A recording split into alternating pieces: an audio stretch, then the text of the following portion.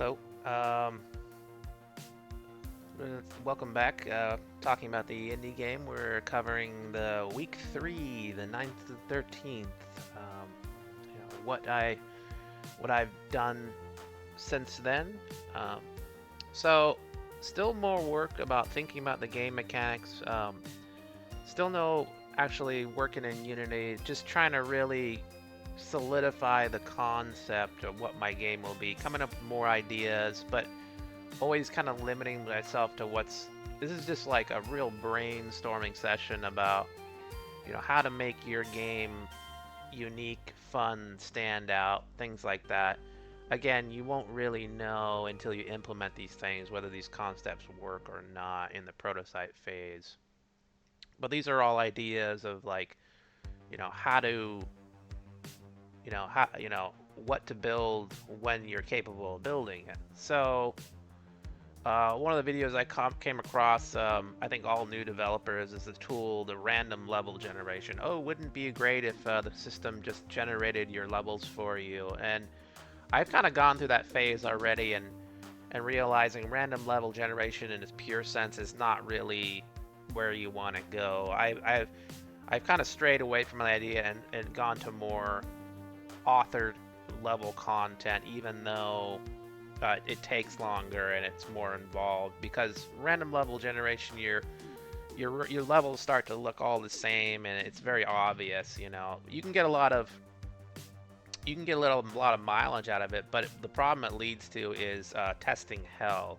With authored content, you have a stable design that you can test certain variations. There's not going to be a situation where the system generates something that, you know, it's an environment where it blocks the character or something goes wrong and you're not able to test it because it's like a random seed or whatever.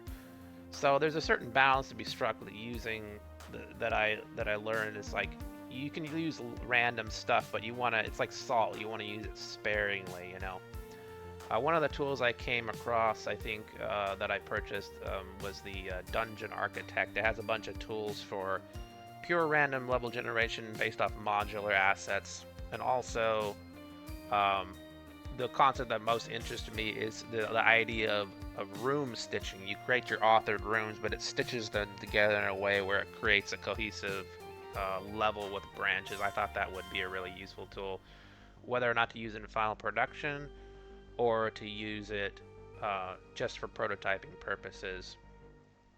Um, so, doing more thinking about, uh, so back to the level generation.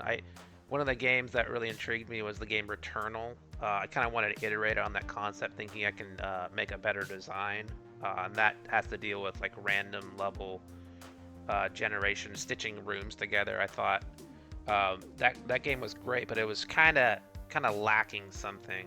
There's something missing.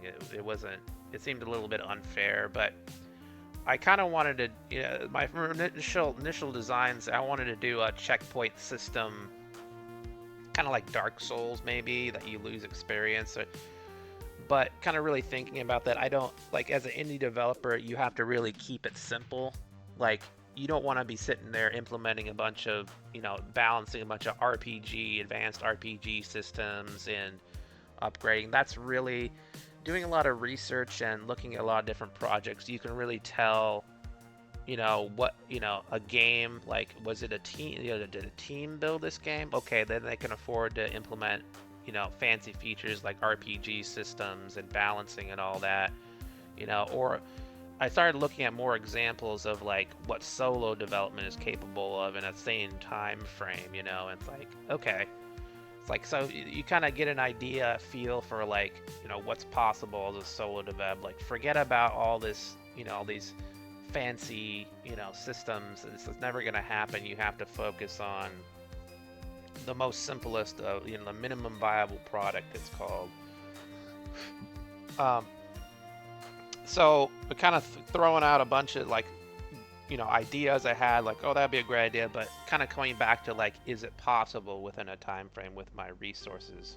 Um, so, wanting to do like a checkpoint system like Dark Souls, something advanced, you lose progress, but really coming back to reality, like we're just probably gonna have to have a basic room to room checkpoint mechanic. If you die, you start off the beginning of the room. It's kind of like Moss, like that you do the puzzle of the room, and if you succeed, then that's behind you. It's simpler. It's not as exciting, but it gets the job done. Um, so you got to kind of think from that mindset, like if you had the resources and the time, yeah, you could prototype out something really dynamic, like a Dark Souls style checkpoint system. So, uh, or even like a Returnal, like a roguelike system, But you kind of have to um, start with something simple that works, and then implement your core mechanics, and then if you have the resource and the bandwidth, then try to implement that. So you got kind of have to pick and choose. You're on a budget. Again, starting to realize, I have all these ideas, but you have to prototype these ideas and put them all together in working implementation in order to see if these ideas are good or not. So again, I wanted to do a futuristic theme. It's like Cyberpunk, Blade Runner, dark, kind of dark, neon lights and holograms. That's where the asset pack comes in, the Cinti assets. Dungeon Architect. One of the problems I ran into, they provide demo scenes in the Cinti assets, and just doing testing and running the demo scene in VR showed me the problem and the concept of performance. What does all that mean? So, diving down a rabbit hole, why am I only getting 15 frames per second in my VR headset when I run the Cinti demo scene? Well, I start to realize as a graphical load, a budget of a VR game, you're basically doubling your it's like two screens for a stereoscopic view. You're basically cutting your budget in half, So you have to figure out, like, how do you optimize, So by no means have I understood the whole reality of performance optimization, but I got a good primer of different tools that you can use, like occlusion culling and different performance tools that you can do to actually increase the frame rate. Overall, I realized that the demo scene there's just too many things going on. There's just too many assets in the scene, too many vertexes to render at the same time. I can get the frame rate up with certain tools, but I realized that when you create your own scene, you have a budget and you have to keep an eye on the FPS for what you're developing for. You can't put too many unnecessary things on, or also you have to use different tools like ECS and DOTS. If you're running a lot of processes, you have to run it on multiple threads. So it's something to keep in mind when you're doing your. So when I turn the headset around, from the scene, it doesn't matter how much occlusion culling. If you have too much demands in one perspective, it'll still go beyond the acceptable threshold of FPS. So figuring all that out and getting a real idea, like, okay, performance is a thing. You want to be aware that when developing, like when the time comes, like you have a budget, you can't just throw everything in there and expect it to, because if your game doesn't perform at the end of the day, it's no good. You could have everything great, but no performance, that's a deal killer. So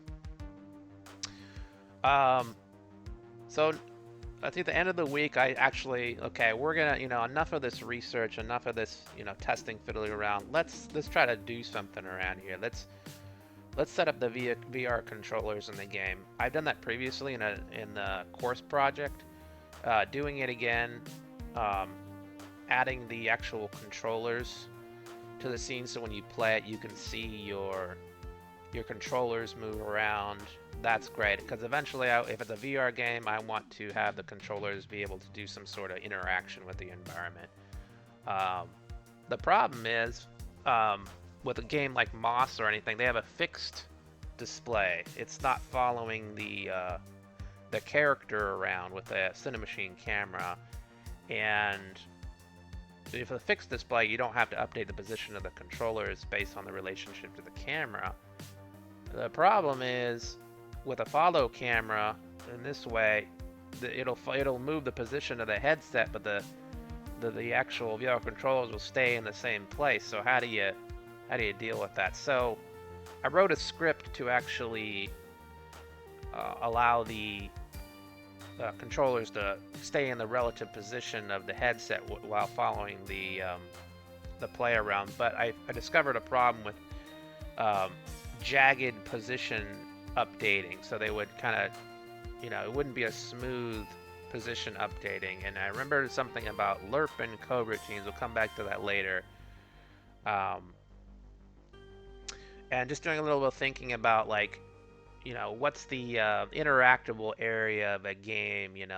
How does a game like Moss set it up? Like, if you're going to grab objects and looking at a top-down perspective, what is the reach, the playable area that you can interact with objects in the game?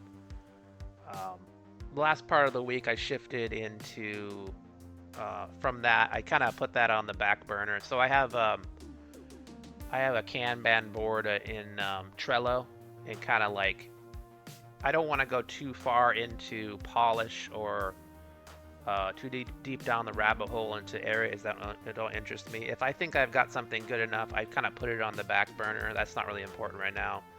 Let's switch something to something else, so you have these little milestones, these little wins to keep you motivated in your game development journey. So I said, okay, let's do something else. We got that done. Let's try to figure out.